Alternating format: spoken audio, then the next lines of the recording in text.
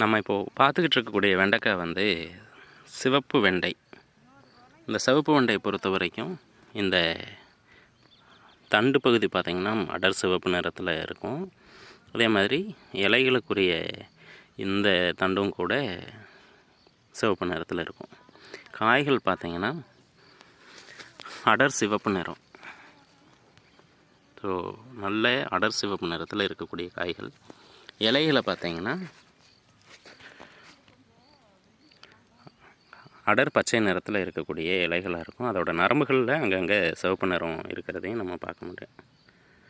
So இந்த சிவப்பு வெண்டையை பொறுத்த வரைக்கும் பரவலாக எல்லா பக்கமுமே, அதாவது இந்தியாவில் எல்லா மாநிலங்கள்லையும் இருக்கிறத பார்க்க முடியுது.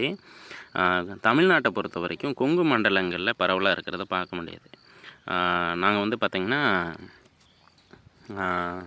காங்கேயம் பக்கம் நத்தக்கடையூர் அந்த ஊரில் பார்க்கும்போது ஒவ்வொரு வீட்லேயும் அங்கங்கே பரவலாக இந்த சிவப்பு வெண்டை செடிகள் ஆள் உயரம் வளர்ந்துருக்கும். சில சமயம் 2 ஆள் உயரம் கூட வளர்ந்துருக்கிறத பார்க்க முடியுது. பரவலாக ஒரு வீட்டில் 4-5 செடி வச்சுருக்குறாங்க. ஸோ அந்த மாதிரி விதைகளை சேகரிக்க ஆரம்பித்தது தான் இந்த சிவப்பு வெண்டை ரகங்கள். இதோட பூக்கள் மட்டும் பார்த்திங்கன்னா இந்த மாதிரி சாதாரணமாக வெளிர் மஞ்சள் நிறத்தில் தான் இருக்குது. காய்கள் வந்து செடிகள் வந்து பார்த்திங்கன்னா ஆள் உயரமே வளரக்கூடியதாக இருக்குது. நம்மளது வந்து பார்த்திங்கன்னா இப்போ தான் காய்க்க ஆரம்பிச்சிருக்கு. காய்ப்புக்கு வரக்கு 40-50 நாள் மேலே தான் ஆகுது.